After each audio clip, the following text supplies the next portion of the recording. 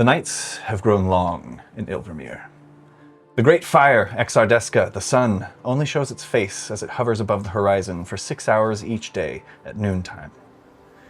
The inky black water of the umbral sea sings a soothing tune as it laps against the black cobblestones near the humble village of Glomshore. Dark though the umbral sea is, nights of the Isle of Ilvermyr are not as dark as one might presume. Up above in the sky, sparkwinds wave and dance, bursting with brilliant green, blue, red, and orange lights. To compare them to the auroras that you might be familiar with would not do the sparkwinds justice. You see, as they do glow and fluctuate like the aurora borealis of our own world, there are also distinct flashes and bursts of bright light within the sparkwinds, like silent fireworks moving at half speed. This grand display of light and brilliance is all placed before a backdrop of glittering stars whose twinkling seems to accentuate the most vibrant glimmers of the sparkwinds above. Saoirse, would you please describe what your character looks like as she glances up at the night sky and its brilliant display? Saoirse is about 10. She has very long, dark hair that's it's braided multiple times and then pulled into like a tight bun.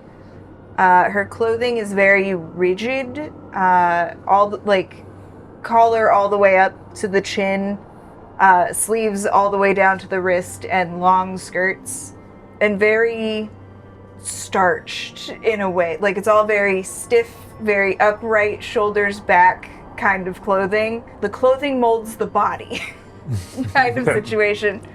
She has dark brown eyes and freckles all across her cheeks that kind of look like somebody just like powdered them, like very like dense freckles that spread out.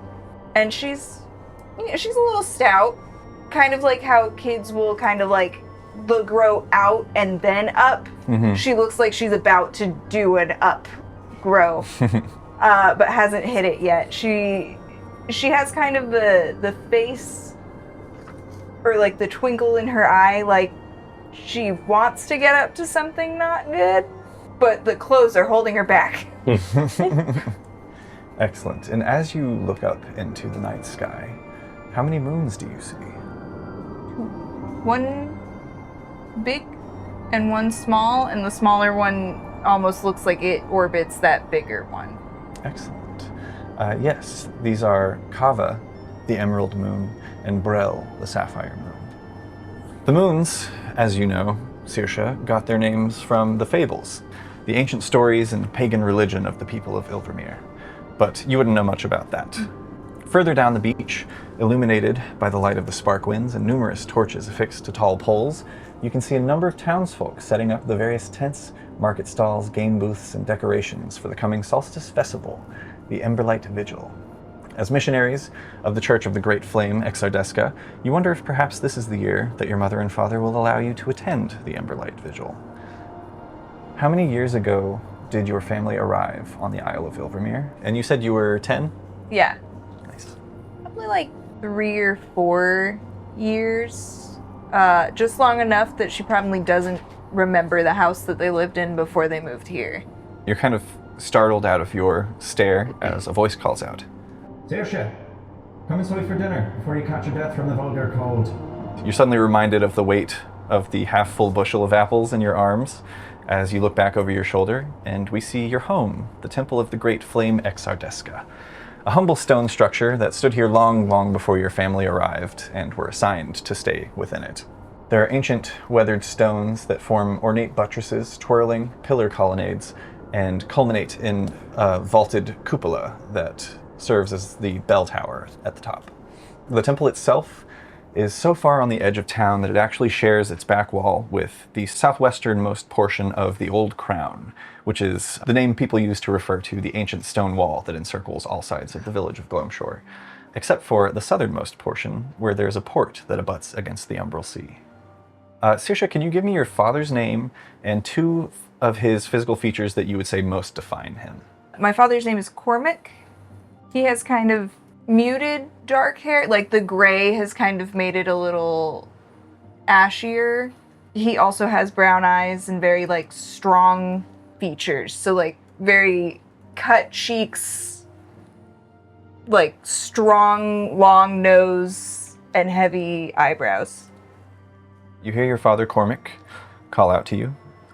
Do you respond in any way or just listen and obey? Can I see so I can see the festival being like set up? Yes, you know that it takes place tomorrow. Tomorrow's the first day of the 3-day festival. Can I, before I respond, can I try to see, like, based on its location, where my best exit point would be if I was trying to sneak down there? Tomorrow. Yeah.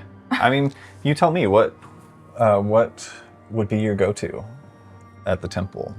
I will say your bedroom is closer to the cupola, in kind of like an attic room almost, and you have a view out of your window that looks out actually over the wall into the ashen canes, which are the birch forest that surrounds Gloamshore, between Gloamshore and the mountains. In the back of our pantry, there's like a loose space that I can kind of squeeze my way out of.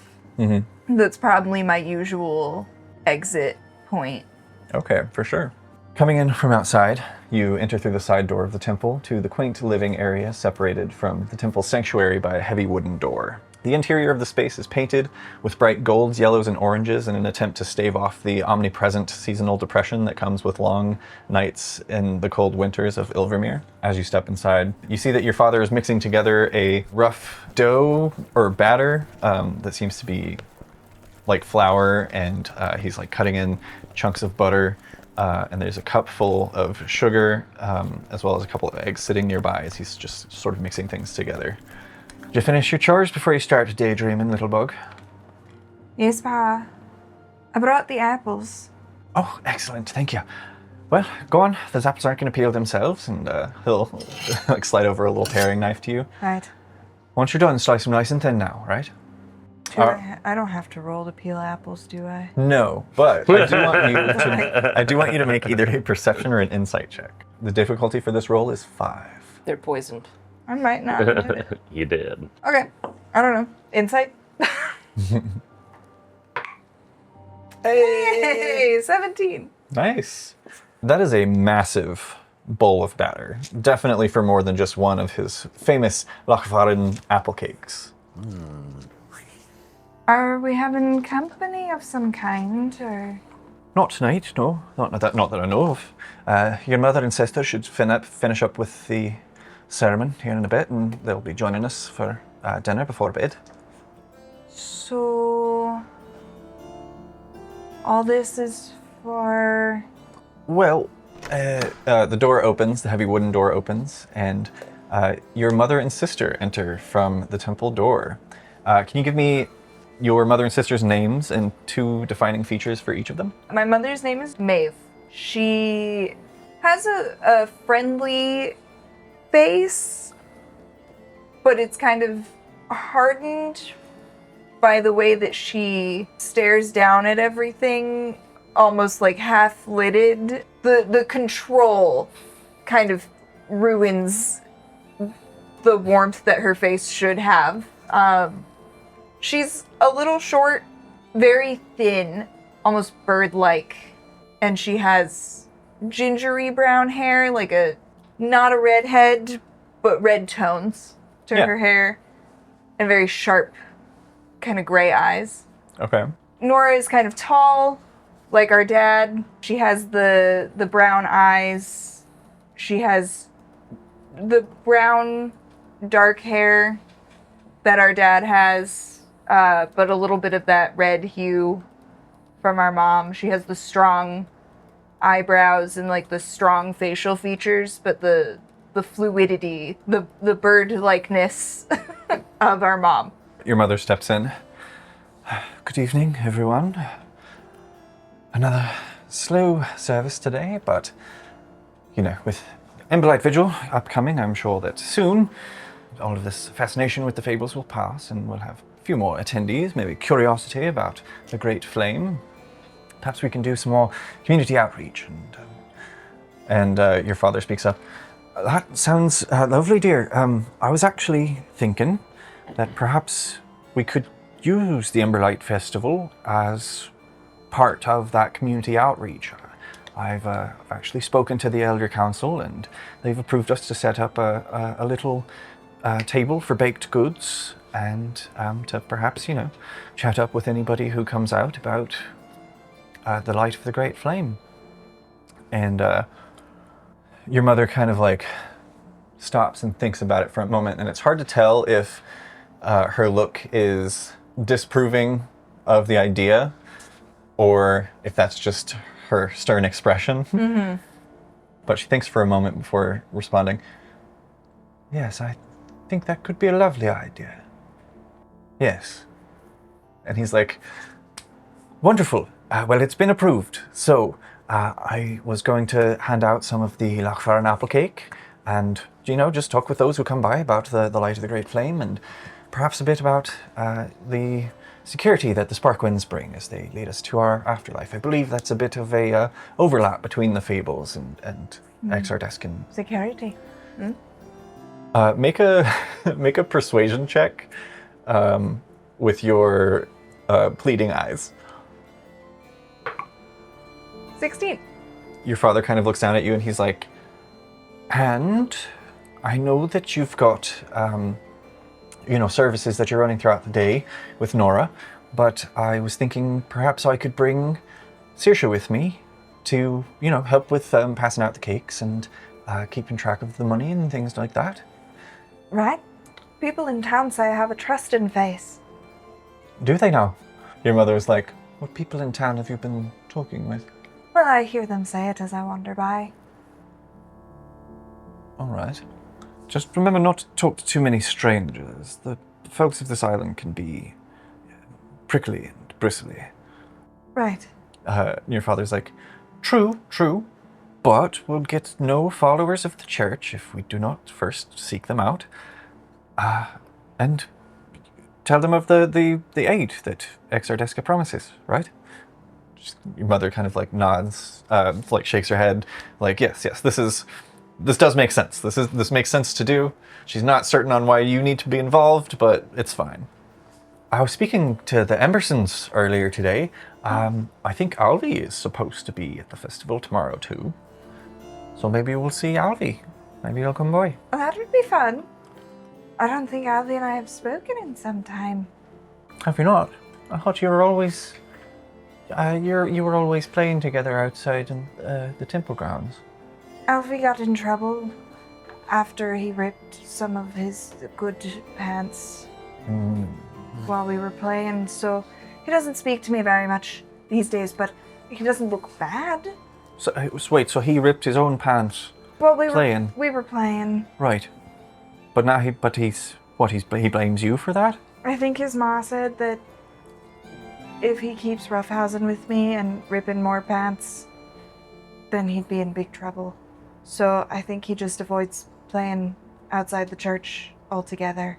Maybe we can smooth things over during the festival and get things nice and sorted out. It's good to have friends at your age. And your mother's like, yes, I'll speak with the Embersons as well. Your father's like, I don't think that'll be necessary, but they'll probably come by for service on the morrow. Your father finishes putting this batter together and really just kind of sets it outside the door to chill in the night air for a bit as dinner is served. Do you want to tell me what you guys have for dinner? Probably not very much meat at our table, as the church here not doing great, and meat expensive. Yes. There's maybe some bony fish that was cheaper to buy. Yeah, for sure.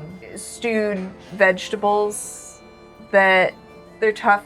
They're roots. Not stewed for quite long enough. Yeah, kind of the chaos of trying to form a congregation in a town that doesn't want you takes a lot of the day.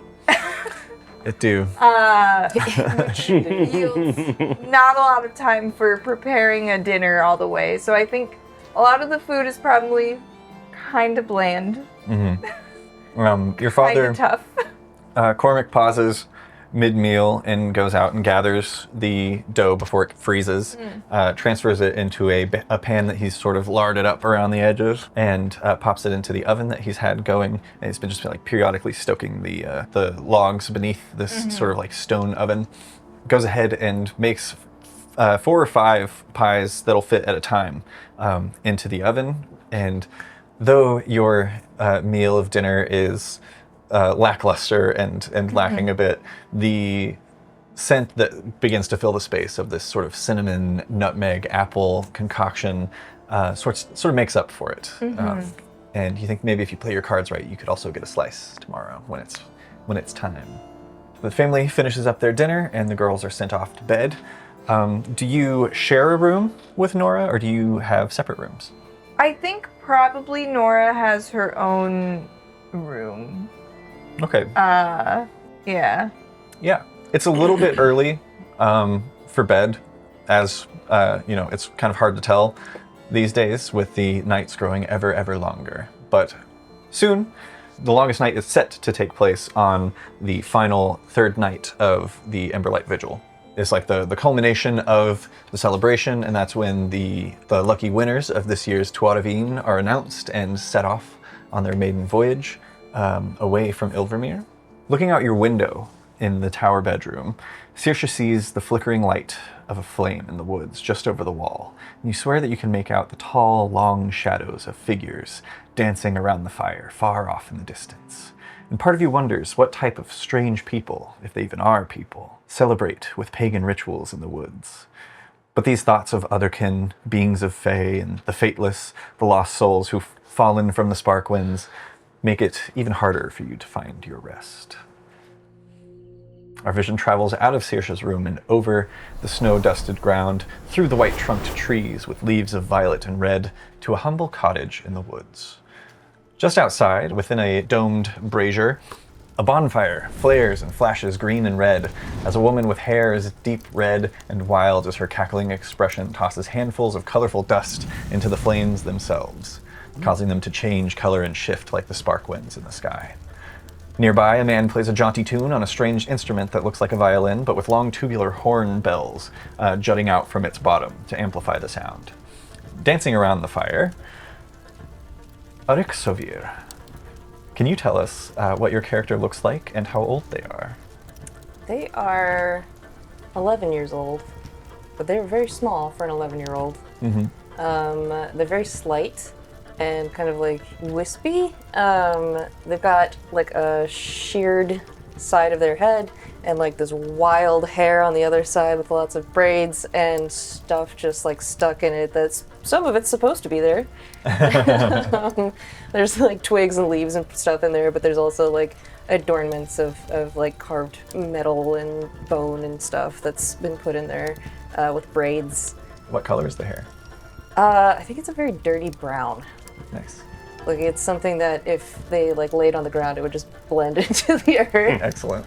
They've got these wild eyes with this kind of almost like glowing amberish tone to the pupils that just look chaotic to the core. Their clothes are hardy and very well worn. It's like a very thick leather, but it has seen ages where it's just like been crawled through like trunks and stuff and climbed trees, and there's all these like scratches and stuff and patches that have been sewn into it, and they are absolutely manic at the fire. Yeah, and what would look to some from the outside as a sort of pagan ritual of dancing around the flames is just a nightly dance and music for your family.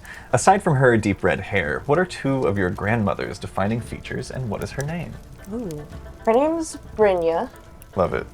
I think that she's got a very extremely lined face, like these very deep set wrinkles that show you like how much she smiles and laughs. She has a very distinctive cackle. Excellent. Granny Brynja continues her tale to the sharp jaunt of the music. In a market loud and bright, a merchant's voice rang clear. His prices were a cheating blight, and lies were all you'd hear. Kosovir, hearing of his greed, disguised in ragged gown, they asked for silk, a costly need, and wore an old maid's frown. The merchant laughed and set the price. The sum was far too grand. The trickster seemed to think it nice and haggled, gold in hand. And she throws some dust onto the fire and the flame rushes gold. But in a flash, the maid was gone. A noble stood instead. I'll pay you thrice and quickly on, with gold, the figure said. The merchant eager sold the cloth, his eyes on treasures gleam. But once the deal was quickly wroth, the scene became a dream. This time she throws two into the flames at once, which give it this sort of mixture of flashes of red and blue that swirl around one another. Ksovir changed into a bird and fled with silk above the land. The merchant stood stricken, his fortune blurred, with naught but stone left in his hand. And she throws more onto the fire. Just rolling around the fire. I'm loving this chaos. Your Granny Brynja turns to you. All right, wild one. That is enough fables for one night. Finish up your chores and wash your bed. Grana Brynja, just one more, please. Make a persuasion check. The difficulty is 6. Get to make a check, yay! I'm only imagining that your hair is the color of the earth because you roll around in it so much. It would be red. Who knows what it actually is? Oh no, that's a 7. Excellent. That succeeds. Oh, all right. Which will it be? Ksovir and the undefeated knight, or the Thornfather and the battle of the burning blade? Ksovir and the undefeated knight. I thought you might choose this. She straightens up again, and who is playing? How is the person playing the little strange violin related to you? I think that's my father.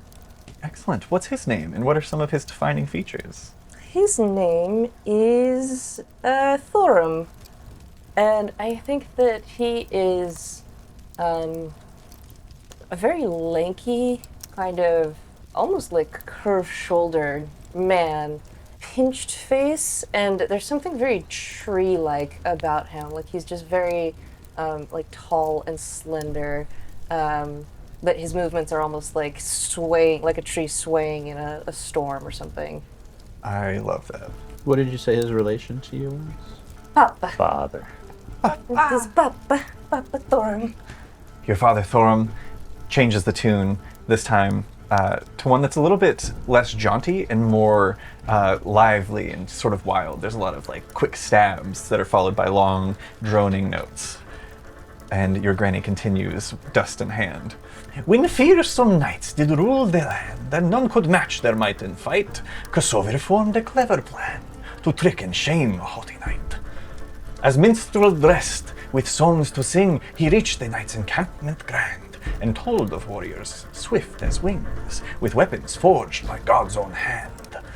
The knights, intrigued, with pride aflame, demanded he should see this blade. Ksovir offered glass untamed, enchantment strong no shield will aid. The knight with laughter threw his sword, and struck the glass, a dazzling sight. It shattered, he was left unarmed, his weapon gone in that same night. Ksovir smiled, now face me true, with nothing but your empty hands. The knight, enraged, yet nothing new, had met his match by clever plans. They fought with fists, no sword in sight. The trickster danced around each blow, and when the knight fell in the fight, Ksovir stood tall, his triumph known. Humiliated, shamed, and bruised, the knight fled far from town and foe, and thus the land with peace infused was freed from fear by Ksovir's show. There's claps from the father who like stops playing. Ksovir was just like playing along with the entire thing, like stomping around and like pretending to fight and stuff, and just like throws a giant log into the fire. Sparks go everywhere. Chaos child.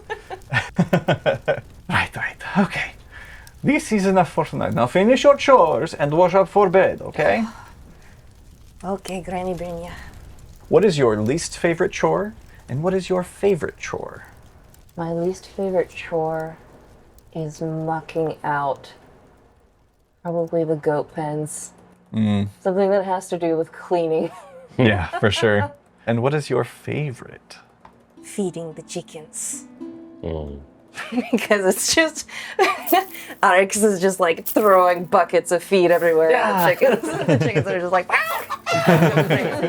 Are you the type of child who does their favorite chore first to have that, instant dopamine rush, or do you save it for the end so that you end on a high note? It changes every time. Excellent. Would you like to roll and see which you do first this night? Yes, I would.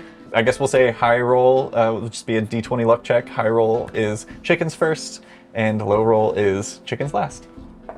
That's an 8. An 8? Let's Okay. start with the goats. Yeah, you are well aware that you skipped out on your chores of mucking the goat's pen last night, so it's going to be extra dirty tonight.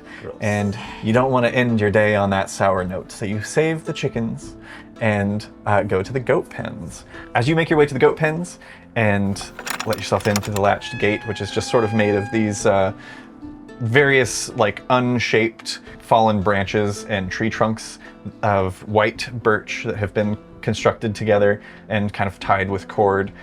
It's a very, it's effective, but it's also a very haphazard to look upon.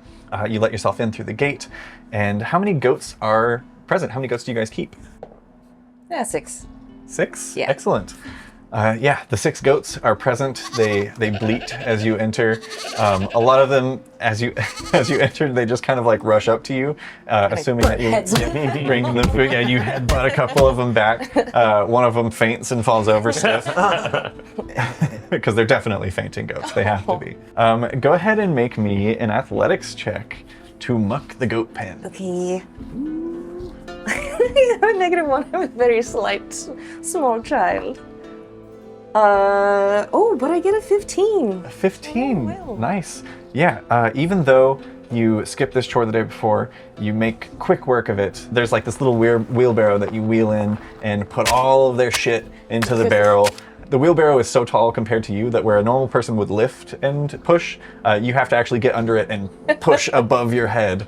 And it's quite a sight to see this small, lanky child just wheeling around this giant wheelbarrow. You can't see where you're going. You run into the fence a couple of times, but you make quick work of it before heading over to the chickens.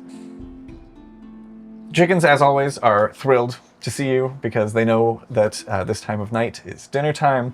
You throw the feet out and they all huddle together and make me a perception check. That's a 4. You hear behind you. It's soft and faint, but you swear you hear a voice say, "Yes, soon she'll be gone." You turn around quickly. You don't see anyone. The gods are whispering to me. Speak again, gods. Make a persuasion check. That's also a 4. This is something that Onyx says a lot. Yeah, the gods are speaking to me. It is a sign. Make maybe one more perception check as well. That's a 9. It's getting dark, but the sparkwinds sort of flare overhead, casting a greenish hue across the land for this portion of first moon, as it is referred to. Which I should have stated before. There are 2 moons present in the sky. There's Kava, the emerald moon, and Brel, the sapphire moon, which Brel actually seems to circle around Kava itself. But there is a 3rd moon that is present that signals the coming of late night and is usually referred to as 3rd moon. It is called Desha, the opal moon. Named so because it looks like a massive opal in the sky. What would you have done if I had said 50 moons? I would have chosen the largest ones. I was prepared to name up to 6 moons. Okay. Yeah. There was the chaotic part of me was we have rings like Saturn. So. Working together with this sort of dual casting of light from the emerald moon in addition to the sparkwinds flaring green at this time of night. Nearing 2nd moon as Brel begins to make its appearance around Kava. You catch a faint glimpse of something darker than it should be, and as the green shifts to more blue, you see that in the regular light of day, you'd probably be seeing orange, but it's even harder to see at night. But you see a small fox perched in the bushes, watching. I just stare back at it for a while, and then. So here? Like it straightens up as it hears you and skitters off back into the ashen canes. Come back! Start chasing after it flies into the woods. Make an athletics check as you run into the woods. That's an 8. You get to the fence of the chicken pen, and it had relatched itself, so you kind of like run into it and like have to fiddle with that and get it finally open, and then like you take a couple steps and realize like, the chickens, and you turn around and have to close it and make sure it latches, and by the time you turn back around, the fox is nowhere to be seen. It's gone. Darn it. But you're certain that you've had a run-in with Kosovir, the trickster god, this night. Granny Brynja! You run inside and fill in your grandmother of your happening. And being Granny Brynja, she fully supports this and feeds into it as well. And like, as far as you're concerned, fully believes you. I'm certain it was him. He changed forms and everything. She's just like, as a child, just absolutely embellishing the story. And he spoke to you, you say. He did. This was an omen. You see, I knew when you were born with the hair of the mud that you were going to be a special little girl. This is why we name you Arik Sovir. If you knew how to spell properly, you would know. Kosovir is in your name itself. One day we will get there. Just like absentmindedly, like bright smile. Like. Also, Arik Severe giggles like a guinea pig. Excellent. Incredible. We find our vision continuing across Globe Shore as the night grows later and we approach the peak of Second Moon, where it aligns itself right in front of Kava. While many are winding down from a long day of running shops, tending crops, and preparing for the coming festival, others are just beginning their nightly work. The fishermen and women of Ilvermyr would have a hard time finding fish in the murky ink-like waters of the Umbral Sea during the day. But at night, beneath the glistening Sparkwinds, schools of bioluminescent fish faintly glow beneath the water's surface. These schools of fish are detected by a boat's spotter, and then tracked and caught with various nets or harpoons, depending on the size of the catch. However, we find ourselves not on the vessel of a hardy hunter of the sea. As it slowly pulls away from the docks, fishermen waving goodbye to their families left behind, we turn to see another humble abode. Magnus, would you describe your character's appearance and age, as well as the exterior of your home on Ilvermyr? He's 10. That's what we decided. Yep. He's 10. He's very, very slender, usually covered in just like blankets on top of like whatever clothes he's wearing. Clothes-wise, like he definitely looks like he's dressed by his mother. Yeah, you got like a thick cloak that looks like it probably belonged to your father at one point. Yeah. It's kind of like pulled tightly around you as you kind of shiver in the night air. And probably like a blanket on top of that also. Yeah. Just like a pile of textiles. Those snowsuits where you can't. Yeah. Those big hiccup vibes of like, I am technically a Viking. And I imagine the outside of the house, it would indicate that fisher folk live there. There's probably like racks of fish that are drying, nets, maybe fishing poles, things like that, leaning up against like an otherwise like humble exterior. Yeah. But that since they are fisher folk, they are not want for food necessarily. But they definitely are not brimming with like the finer things. Absolutely, not the height of wealth. Right. Just a traditional working class folk. Excellent. And standing next to Magnus, waving farewell to your parents aboard their fishing longboat, Brothy, would you mind describing your character's appearance and age as well? Yeah, so just a couple years older. I'm 12 years old. I think I'm probably in a shirt that's like I'm starting to hit my growth spurt a little bit, And so I'm in a shirt that like I'm obviously meant to grow into. But I think I'd tried to look cool and like cut the sleeves off and stuff. Hell yeah. But it's just like, yeah. But it's so baggy. But it just looks too big. Yeah, constantly like having to kind of pull the one up over the shoulder. Excellent. As the boat is pulling away, your mother calls out, "Be good boys and have fun," before your father adds, brief fun, then straight to bed. All right. Waving. Yes, Papa. They both laugh, and you're currently sick. Yes. I'm always a little bit sick as a child. Dripping. They laugh and share a little bit of a concerned look as they wave, and their boat becomes smaller and smaller on the horizon. As you both head back inside, Brody, would you mind describing the inside of your family home? Not a complete mess, but very, not nice by any means. I think I definitely have like a fishing net as a hammock that I sleep in. Not because we can't afford a bed or anything. I just think it's cool. Yeah, for sure. It's a fishing net? Yeah. Oh, it's cool. It's like the equivalent of having like a water bed Yeah, in like exactly. the 80s or something. Yeah. I had a waterbed in the 90s. So did we. So did we. Yeah. It was heated in the wintertime. Amazing. Do you guys share a bedroom? Like, are we thinking, is this like kind of an efficiency setup, like a one room and it's all there? Or do you guys have your own separate rooms? Are the bedrooms separate from the living area? I think we share a bedroom, right? Yeah. Excellent. I don't see why not. Bunk beds? It's like, no. I've got, Oh, right, you've got the hammock. I've got the hammock. Well, but maybe Is we the were hammock- a bunk bed. Yeah, I was gonna say. Tired of it. I was gonna say, is the hammock from the corner of a top bunk? Definitely. Excellent.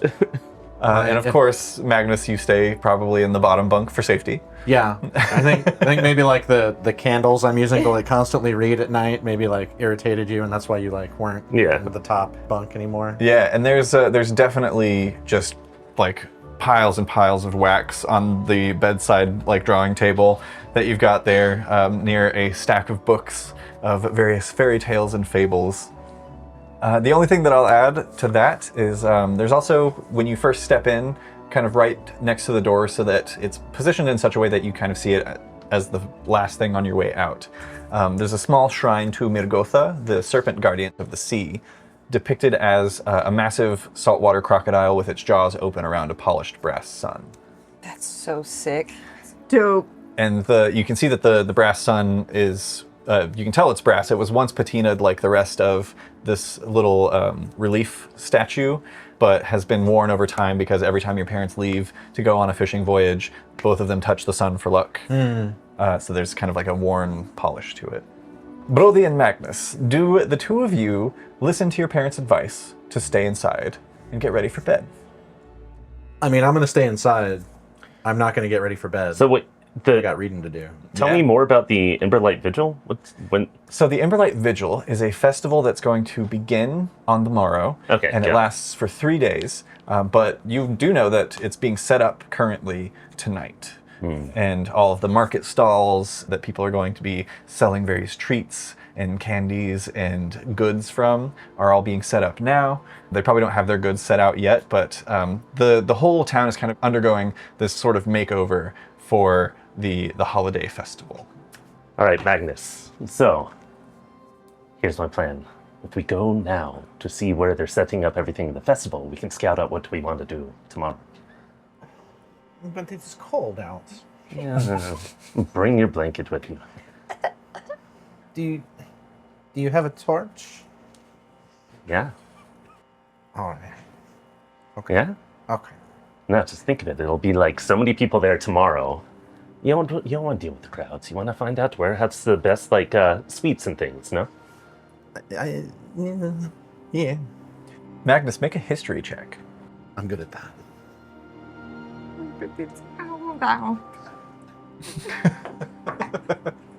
I want to make this 14. shrine now. Hot damn. God, that does look cool. Sorry. His drawing it's- originally. it's was I made it my sick as phone fuck. background. Yeah. Oh. I was like trying to think of like how would you make that though? Like you'd have. You made that? I did. Damn. Isn't it sick? Sick. So, Magnus, on a 14 history check, you know that in order to get from your house to where the Emberlight Festival is being set up, you'll have to pass by the museum. I think that we should go to the museum on the way because it's the quickest route. Again? I mean, I don't want to miss anything. I'd say also on that 14, you know that Corbin, Corbin the Scholar, as he's called, is supposed to be working late tonight, and he has always been very kind to you, and sometimes he'll even let you in after hours to check stuff out and look around. I bet Corbin is there, and he will let us in. I mean, it's just a bunch of like old things from dead people. Who gives a hell? What could be more interesting than old things from dead people? Who gives a hell?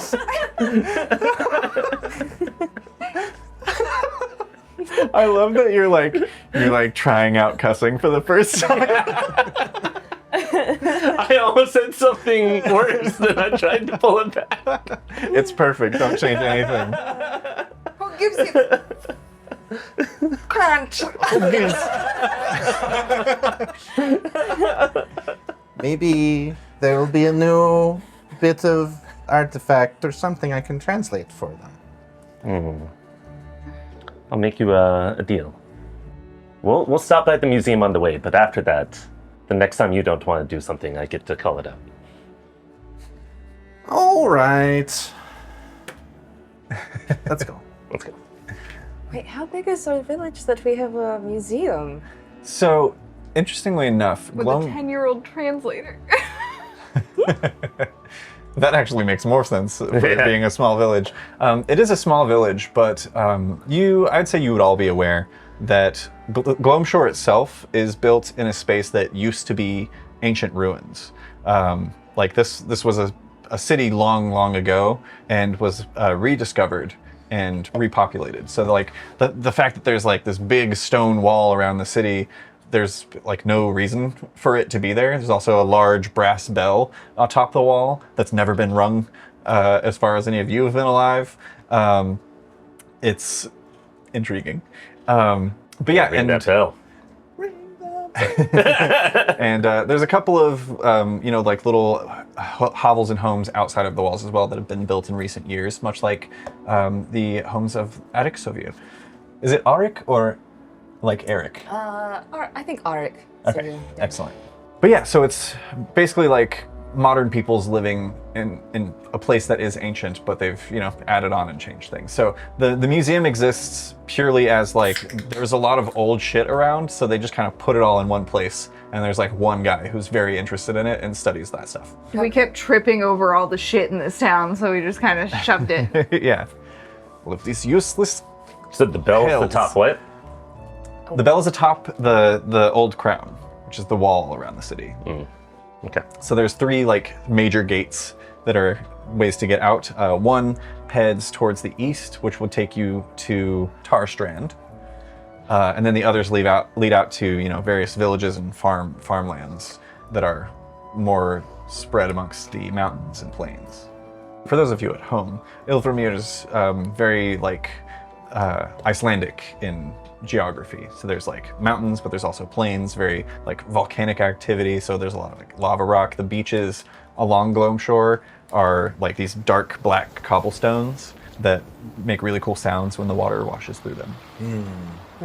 As the two of you head out, Brody, over your shoulder, you swear you hear your brother say, "Please." What? I didn't say anything. No, you said something. No, I was. Please what? I didn't say please anything. I look around. Yeah, make a perception check. 8. Yeah, looking around, I mean, you see there's a couple of people who are setting up for the festival, that are like carrying things that are clearly going to set up for the festival, headed in the same direction that you are. But other than that, there's nobody. I mean, it could have been one of those people walking by. Probably you just like misheard them and it sounded a little bit like your brother's voice. Are you hearing things? Probably someone said something, I don't know. As you guys are approaching the museum, you see a familiar face, probably to both of you. This is Tilvar Skalbrin. He's about 9 years old and a closer friend to Magnus than to Brody. He has a very similar proclivity for books and knowledge of culture. Nerd buddy. Yeah, and you know that he shares in a dream that you have, Magnus, to one day attend the Vindovir University in Caldrinmore, which is a nation across the sea. As you walk up, you see Tilvar. He's very short and slight, but he's got like this, you can tell from his bone structure that when he does like finally hit his growth spurt, he's going to be quite broad-shouldered. But right now he's just like a skinny kid shaped like a triangle. And he's reached down and picked up a pebble and throws it up at one of the windows on the second floor of the museum, and there's like a little tick. And you see that's one of the only windows that has light flickering from within, and he turns and sees all of you. Oh, what's up, guys? Are you coming to hang out at the museum too? Hi, Tilvar. Yes, we wanted to stop by and see what's up. Yes, I think I am just about to get Corbin's attention. And he hucks another pebble. It hits the window again, and the window quickly opens, and out pops the head of Corbin. Can each of you give me one defining characteristic of Corbin the Scholar? Really thick glasses. Like terrible vision. Excellent. Comb over. Oh no. Hell yeah. Bad comb Y'all over. did Corbin dirty. This guy looks beat upable. Let me get one more thing from you guys. Is he young or old? Medium. 20. 16. I think he's old. Yeah. You Probably think like- old? I think old. Okay. Yeah. Like one of the oldest people on the island. Oh. I like that. Yeah. Yeah, he's like gotta be in his 70s. He's gotta be like 40. Oof. He's like a decade out from joining the Council of Elders. He pops his head out the window. There's a long beard that as his head comes out, like moments later, it flips over the bottom of the windowsill as he looks out. That's ancient glass, centuries old. Be careful when you're throwing rocks. And Tilvar's like, it was only a pebble. Let us in. Motions at the two of you. And Corbin's like, all right, meet me at the door. Closes it, starts heading down. Moments later, the doors are opened to you and you're led into the Museum of Glowshore. I'm going to ask each of you to tell me what is the most interesting thing in the museum to you. I'm acting fairly disinterested until I like come up upon some like ancient armor, like a sword or something like that seems more. Yeah, for sure. Yeah. It's not even anything that's like particularly ornate or super exciting, but there's a particular sword that they have that's a very standard like straight sword. There's no sheath, and there are just these runes down the blade itself that it's only speculation on the museum's part. There's not a lot of information listed on its little identity card, but they assume that it's probably ancient Noxian characters for somebody's name, or perhaps title that a warrior may have had. But it's the only weapon like it in the museum. What about you, Magnus? I think that there's like a really cool series of metal tablets that are also inscribed in ancient Noxian that I guess because they're metal, like no one really knows how old they are, but they know that they have to be pretty old since they have ancient Noxian on them. For sure. You actually know that Corbin has been trying to decipher these tablets for some time. Well, yes. Have a look around. Don't touch anything, obviously. Very old. Very, very old. Older than me. Kind of like tugs on his beard. But yes, feel free to have a look around. If you're interested, Magnus, I was looking over the tablets in my study. If you'd like, come see notes. I think I wouldn't call it a breakthrough, but I'm having a bit of, we'll call it a brain blast on these things. Oh, yes, absolutely. Wonderful. You're welcome to join us as well, brother, if you would like to. You're just kind of like, still staring at the sword. It's like in a glass case. Maybe he'll finally let me take a rubbing of the tablets so that I can study them at home. Brody, do you stay behind and kind of like keep checking out the sword as Magnus heads up with Corbin? Yeah. All right. Tilvar goes up as well. Corbin brings you in, Magnus, to his study. There's several candles are lit around the space, and there's scrolls where he's taken rubbings himself, and what kind of like written notes on each of them. He leads you over. Now, I don't think, as I said before, I don't think this is a major breakthrough, but I've noticed here, I thought that this filigree below the ancient Noxian was sort of, just a decoration or more to frame the words themselves, but the more that I look it over, there are similarities in a lot of these specimens, and I think it might be its own unique character system. Perhaps another language altogether. Why they would put one every other line of ancient Noxian, I'm not quite sure, but I'm fairly certain that there's more going on here than I am aware of. That's really interesting. I'd examine what he's talking about and see if I can make any heads or tails about it. Yeah, at first glance. Make just a straight intelligence check. No proficiency bonus added, just intelligence modifier? Yes. Right? Okay. 9. Yeah, looking over it, you can definitely see what he's talking about. What looks to be just these like indication lines, or like framing beneath each line. There are a lot of similarities, and it does look like it could be its own sort of language or system of symbols. But in order to get much more out of it, you would need to be able to basically do what he's doing and like take a rubbing and take notes around it. Yeah, I think I see a pattern, but I really need time to look it over. Yes, don't we all? Could I get a rubbing of the tablets to take home with me? Make a persuasion check. Not my best. The difficulty is 5.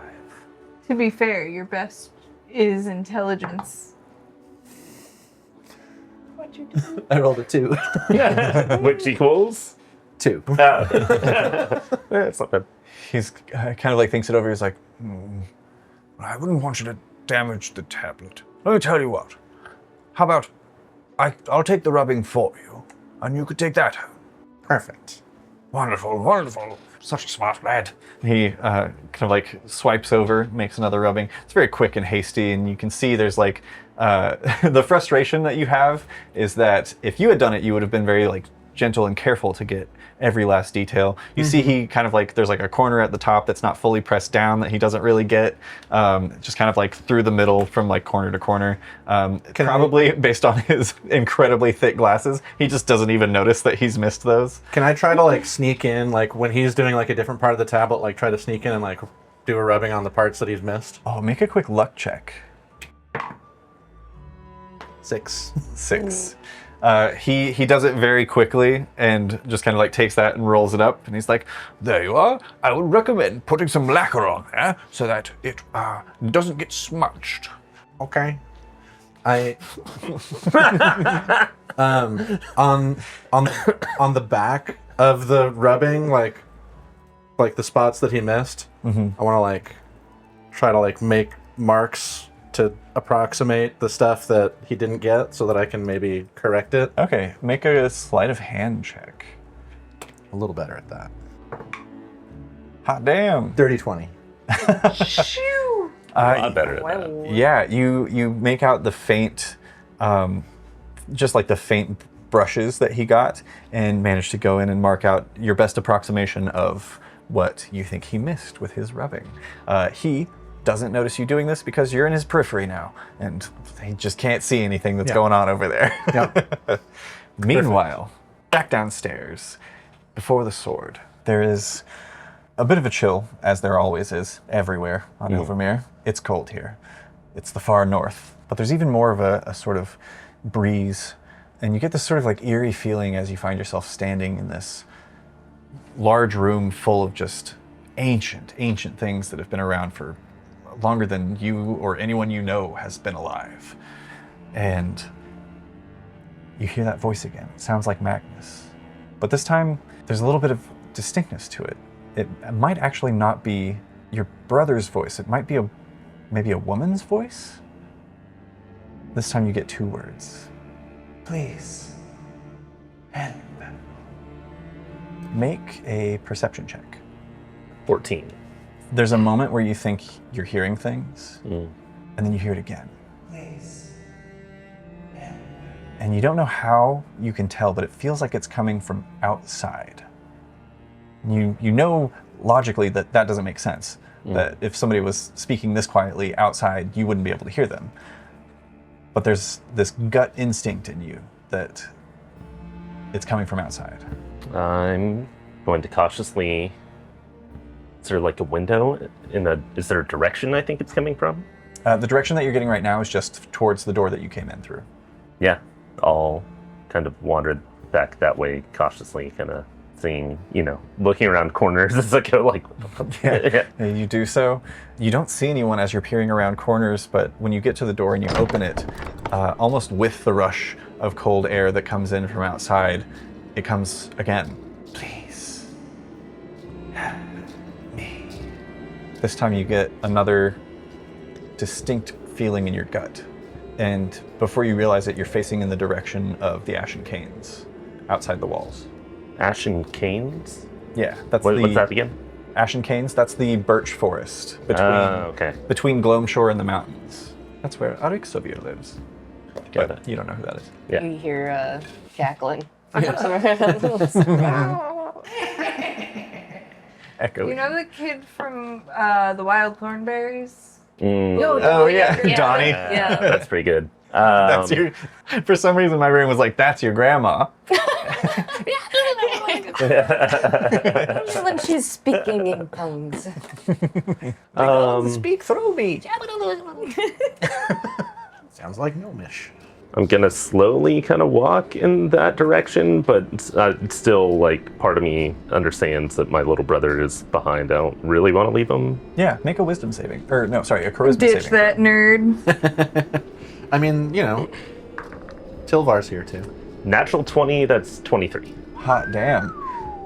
Yeah, you take what feels like a step before kind of like shaking your head and looking behind you, and you see that you're like 2 buildings down from the museum. Oh, damn. And you're like, oh shit, my brother. Like, I can't just leave him at the museum. He'll die. And you listen for the voice one more time, you don't hear anything, and you turn back and head back into the museum.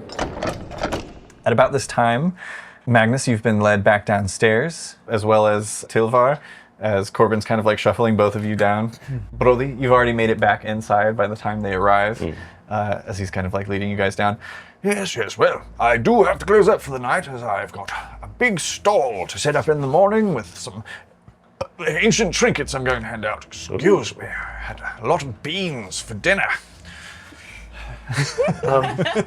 If there's good trinkets, save one for me. Yes, well, come see me. Come see me at the Umberlight Festival. I'll save one especially for you, Magnus. Thank you. Mr. Corbin, sir. Yes, brother. What is it? How old do you think this sword is? I was noticing it, the runes. It's nothing I've seen before. Well, we don't have as helpful of a dating system with things metal, but we do know that it is made from what appears to be iron. So it'll have to be from a relatively advanced period of the civilization. I'd place it probably somewhere in the last 1,000 years. Also, I was just wondering. I noticed that the bell on the edge of town is never rang. Yes, yes. Do you know anything about that? Well, scholars. And you see in this moment, you've activated this man's special interest. Oh God! We've activated a strut cord. There are some scholars who postulate that perhaps there used to be a larger influx of. And I'm going to actually ask you guys, what is the largest land predator on Ilvermyr? We talking wolves? We talking bears? It's gotta be a polar bear, right? Yes. Carnivorous walrus. Ooh. Oh, Yeah, you can get weird with it if you want. If it's like something that we wouldn't have on our Earth. I do like the idea of carnivorous walrus. With spider legs. Oh, too much, too far, too far. Oh, but at the end of the legs are little flippers, so they're so cute. So crab people? Are we doing no? What about like a predatory moose? Oh, I like that. Fuck. Moose bites can be pretty nasty. Why are we going into the things I'm afraid of again? I don't know why. Hang on. Four-legged creatures that are big and tall that are also Undulates. It's Yeah. a You're not a fan. It's a six-legged moose. Moosipede. Saber-toothed moose. Doing. I like it. Saber moose is very fun. I do See. like it, Oh, I'm cool with that. Well, you So see, wait, does it have like these Is that it go venomous? down? Like walrus tusks. Yeah. Oh, fuck. And also horns? Yeah. What? What? It's got these. Joshua. Got- Look at that. Hey, what's your favorite animal? you see, there are some that postulate that there was once a much larger population, thousands and thousands of years ago, when the first inhabitants of this city lived here, that there was a large saber moose problem.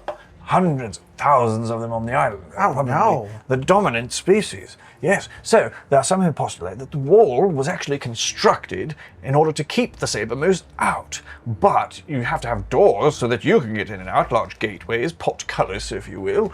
So some are thinking that, occasionally these massive herds of saber moose will be coming by, and to warn all of the people who are outside of the walls at that time, they would ring the bell and call them back inside. That's the theory that I support, at least. I wouldn't want to be around a bunch of saber Geese. Saber moose. The plural is moose. Moose. Saber moose. I'm a little surprised at you, Magnus. I thought you'd know that with all the books that you read.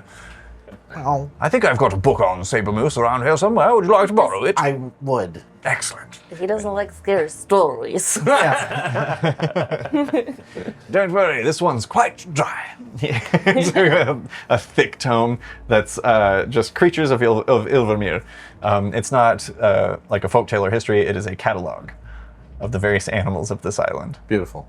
Of course, there's much less of them these days, and mostly they keep to the mountains, so not really much to worry about, except for the hunters who go out seeking their pelts. They are quite soft. The hunters? Yes. Oh, the pelts. They're soft. Yes. No, the hunters are quite hardened. I would think. Yes. Big, strong, burly. God. Okay, Corbin. I grab up my handkerchief and like, Yes. Perhaps you should get back It's, home and keep warm. Thank you very much, sir. It is definitely our bedtime, so we are going promptly to sleep and nothing else. Of course. Yes. Well, Yes. I shall see you at the Emberlight Vigil tomorrow. And he leads you, the two of you and Tilvar outside, and begins locking up behind you as you go. I look at this book and smile like a doofus. As you do, looking up, you can see now cresting over, like atop the buildings, is the Opal Moon Desha, and with it, the arrival of Third Moon. It's getting pretty late. Tilvar's like, well, I should probably be getting home. See you guys tomorrow. Are you going to be at the festival? Yeah. Hell yeah, let's. Gotta get a trinket from his booth. Yes, I'm so curious to see what it's going to be. Well, I will see you there. And this little scrawny kid. Don't let the saber moose get you. What? The saber moose. They're not here, right? No. He said they were only in the mountains. No, they're not the. It's fine. Okay. Bundles up, just like shifty eyes, skitters off back towards his home. I thought it was funny. I'm gonna ring that bell. I gotta ring that bell. We can work that. Not tonight. Oh, well, I mean, yeah. We can draw up a plan to ring it. But when it's warmer, maybe. Do you guys head back home, or do you continue on to the Emberlight setup? Keep it. I mean, we said we would go, so. Yeah, go. I want to go scout out the festival. It's like bundle Yeah, up for tighter sure. with my new book and rubbings. Absolutely. I would say you probably make a beeline for the thing that would be most interesting to you, which is it's down by the shore where they have set up the longboat that will be used for the upcoming Tuaravin, which Magnus, you would know fully well, that it comes from the ancient Noxian words Tuar, which means path, and Vin, which means destiny or fate. And it is the heroic destiny or fated journey. Each year during the Emberlight Vigil, a series of young adults who have applied to go on this Tuaravin are chosen and assemble as a crew on this longboat that's been built as the year has progressed leading up to this date. And it's an ancient tradition on Ilvermyr that the group of young adults who are chosen by the Elder Council board the longboat and set out to sea to explore the world and find their destined path in life. Sometimes that means coming back with gathered intelligence and word from the outside world and maybe things to trade. But other times it means finding out where it is that you were truly meant to belong in the world across Nox.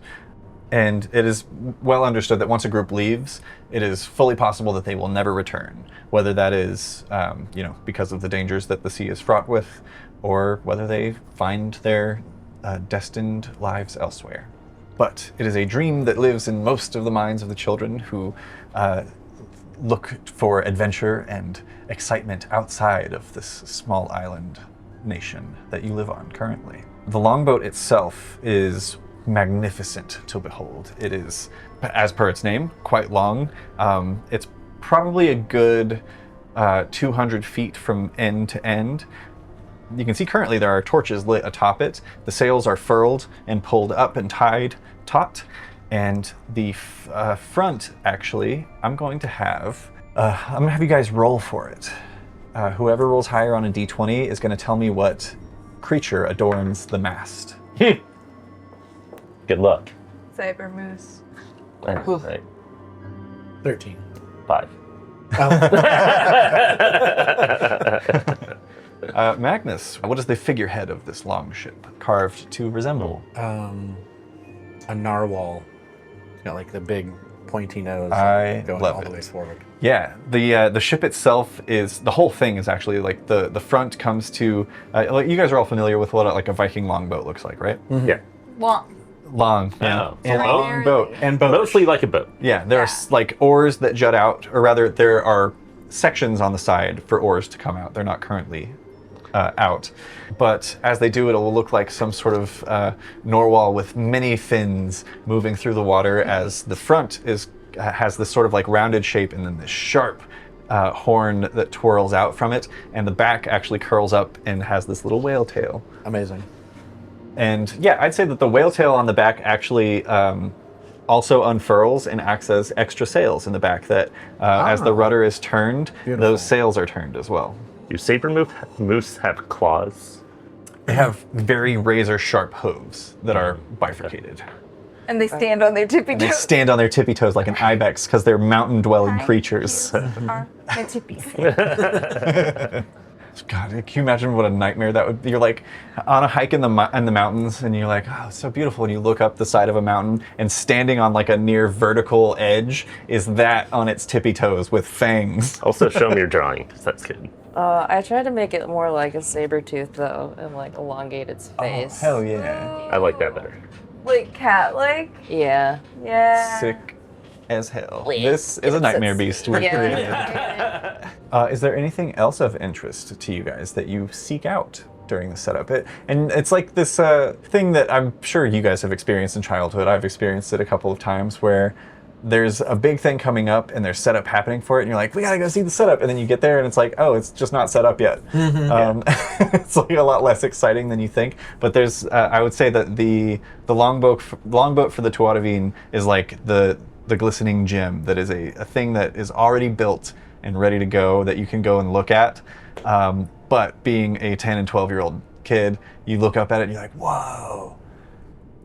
Yeah, that we've seen it now. That's a boat. Is it being adorned with anything? Does it have like flowers? Oh and yeah, stuff? there are shields that are like painted over the sides that are kind of like dangling, that are decorative, but also could be pulled up and used as a shield if necessary. You can see there's sort of like a cabin, and there's like definitely a below decks area as well for storage as well as living. But there's also like the captain's quarters. And on either side of those are these two stands that you can see spears and harpoons are resting in and just kind of like jutting up out of. It cuts a very impressive silhouette for sure. And that's why all the kids are like, oh, someday. Yeah, I'm gonna ride on a boat I'm just gonna like get that. the hell out of here. I mean, you know I don't do well on boats, but I would love to take that to the university in Ilvermyr one day. Nerd. I feebly punch it in the arm. It hurts your wrist. Yeah. It's broken. Yeah, I'm just gonna note like where the best like foods on sticks are popping up and stuff like that. Oh yeah, for sure. Yeah. Excellent. Yeah, you take note and kind of like plan out your route for tomorrow as you guys head back home, and all of the children find their sleep for the night. That night, more than a few of you have dreams. I'm gonna have actually you guys roll, and we'll do our first roll for initiative to see what order we do these dreams in. Is this going off of... Do we have an initiative score? It's our... It's your dexterity. 0. Hell yeah.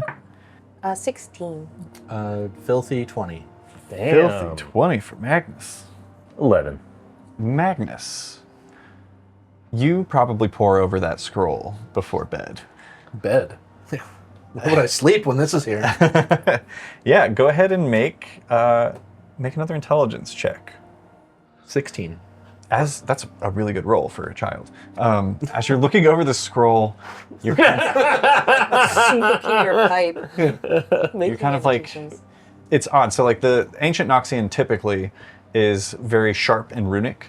It's a lot of straight lines, as you know from the history of people of Ilvermyr at least, that most of the writing was done as like scratching into wood.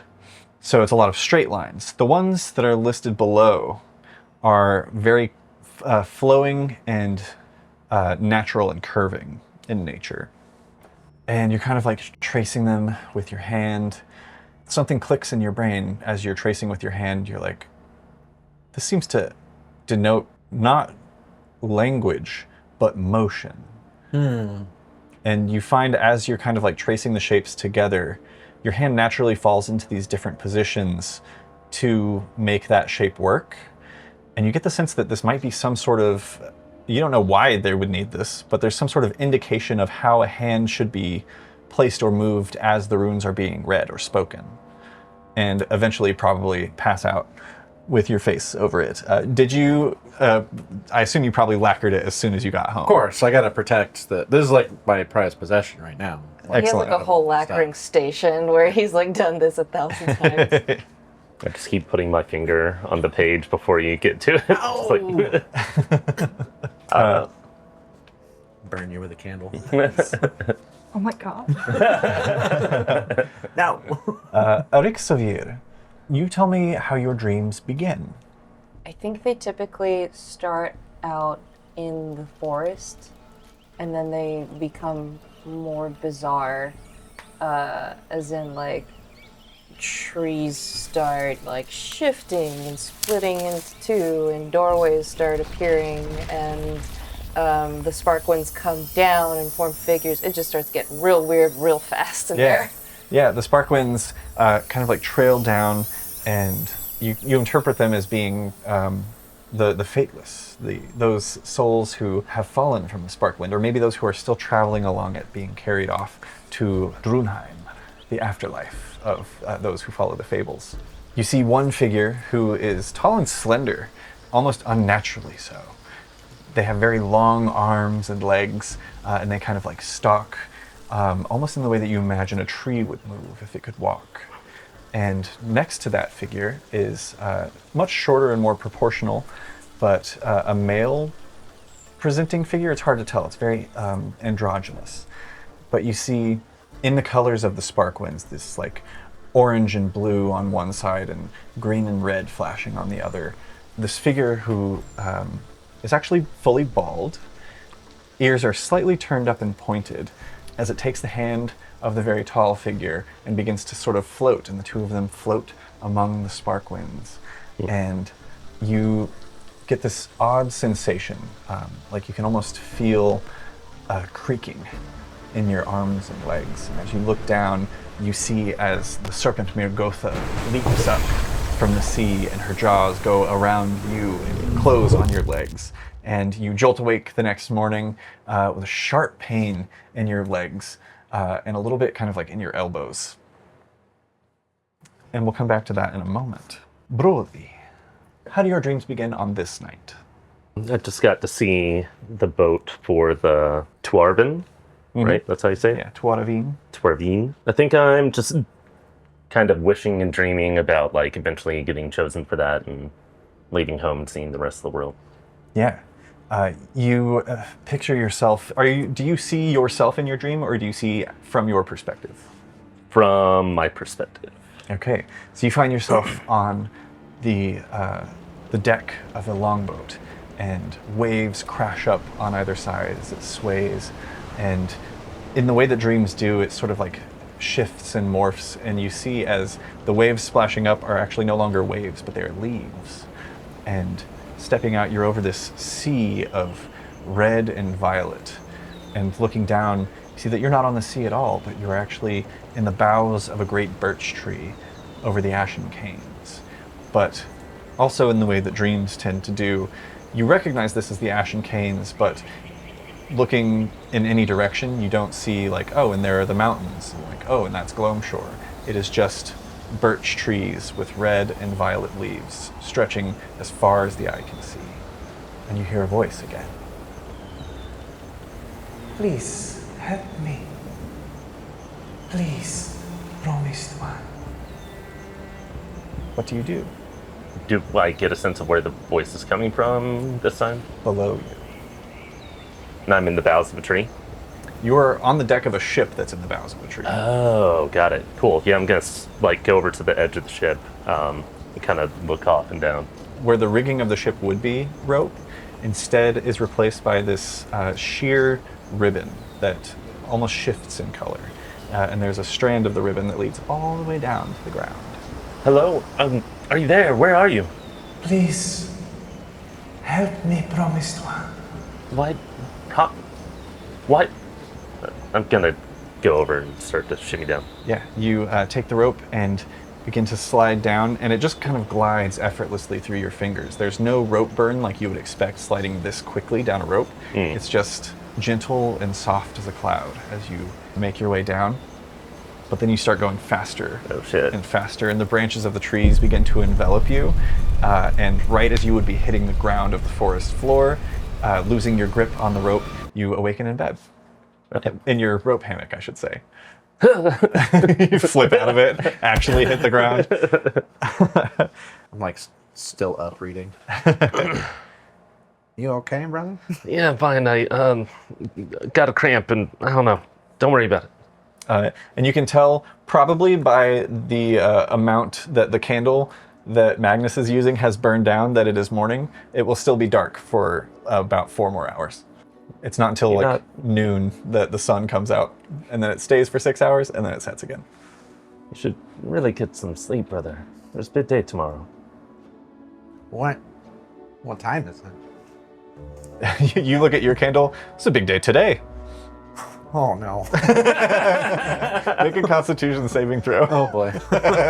Not my best work. 9? Wait.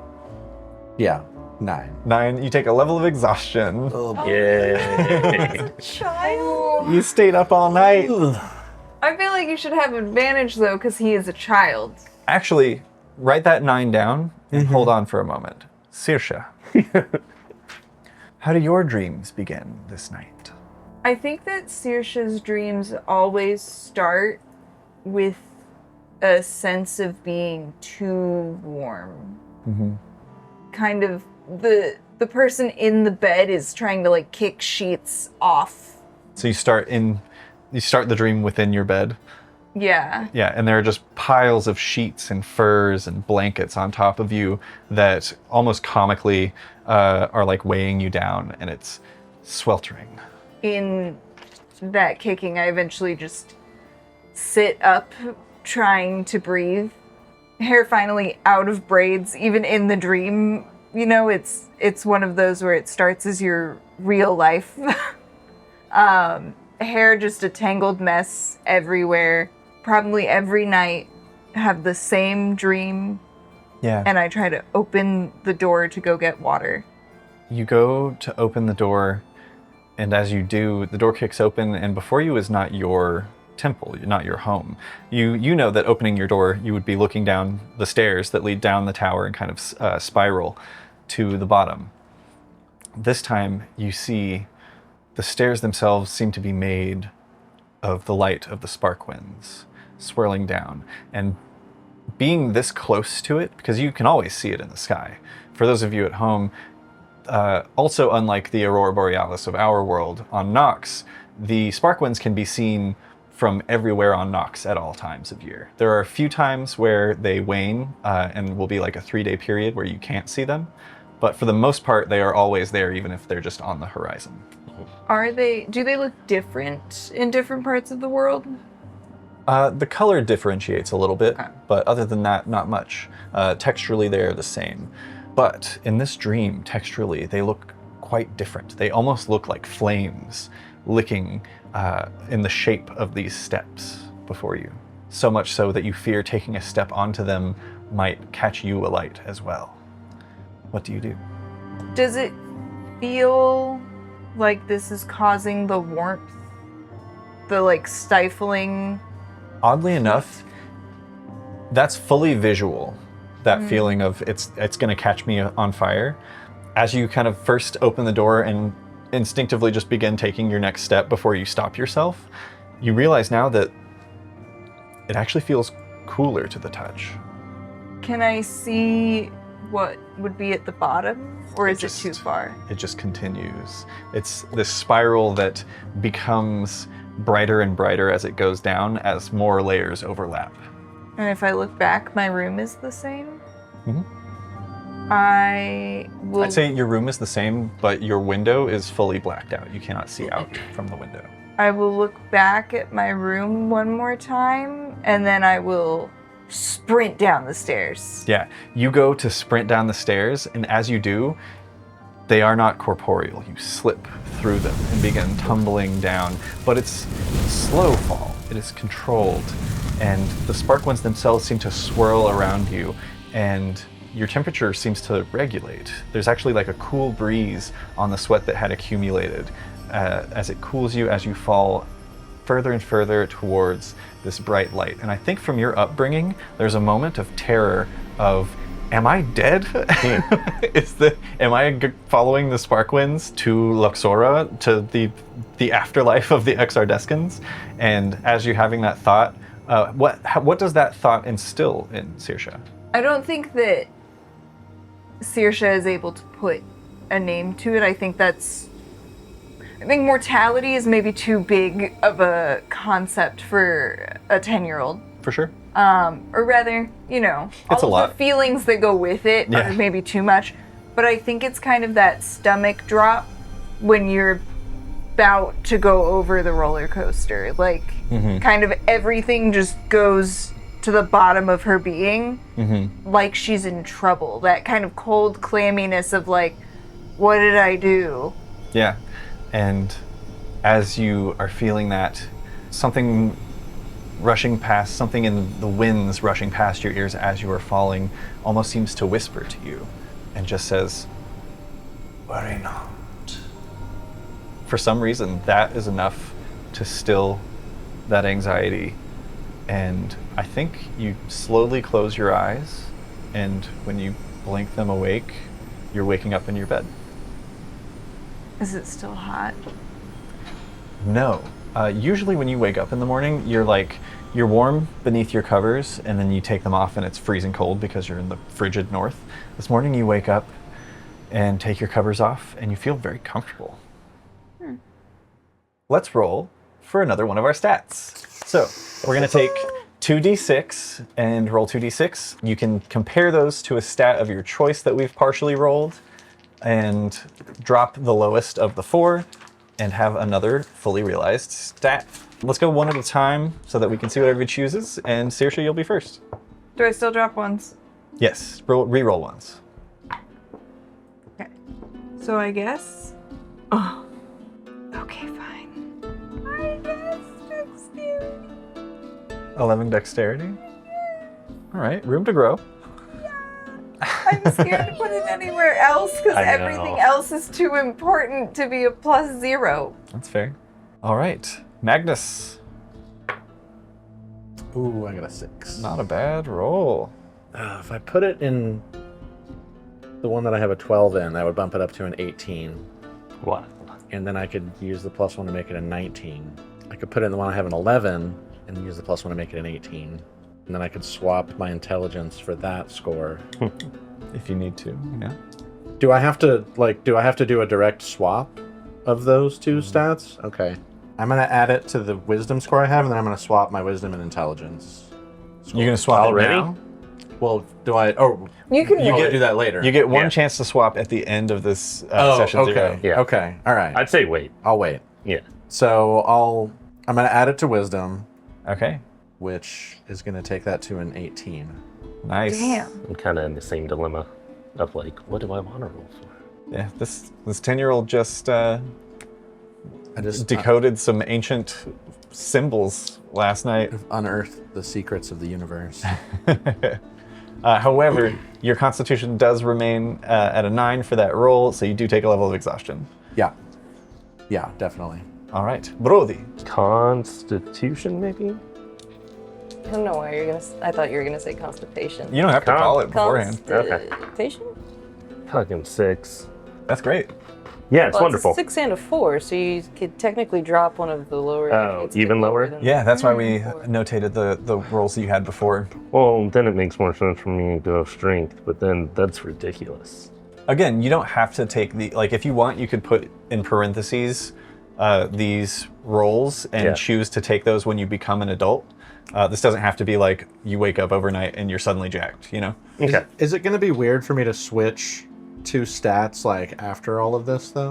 No, that's the idea, is that like at sometime in your teens, you'll hit a point where there's a shift in priorities for That's you. fair. Yet none of my skills at 10 are the skills that I have right now. Yeah, I'm gonna put it in strength for now, and that'll be 16. For sure. That's Excellent. the case for me. Arik Savir. Okay, that's a 6 and a 3. Ooh. Some good rolls over here. Constitution? I think. Con is good. I think that's gonna be it. I'd argue, as a child who rolls around in the dirt almost constantly, you could probably take that con score now if you wanted. You've built up your immune system for many a year now. Is that right? Holy shit. That gives me a 17 constitution. Hell yeah, dog. Good God. Also with those rolls, you can each choose one of the proficiencies that will be granted to you by your class. Oh. So we chose one earlier. We get to choose another one. Not if you chose one earlier. Okay. I chose I one think- earlier. I think most of you chose to hold off and pick both of them later, but we will pick one now. Sam, or Saoirse, I should say. You get to choose one from athletics, insight, intimidation, medicine, persuasion, and religion. I think I'll go with athletics. Okay. Brody? Can I hold off? Sure. Okay. You will have to make some choices eventually, though. Yeah, I just need, like, the whole point was I had a bunch of different options to go into. I'm not sure which one I want to do yet. For sure. Yeah, I'll be honest, looking at the stats as they are now, trying to think, what should I be proficient in is kind of like, what do I want to, like, neutral in? That's fair. Arik Savir? I chose one earlier. Oh, for excellent. relevant. Good. Then we'll take a quick break and we'll come back on the first day of the festival.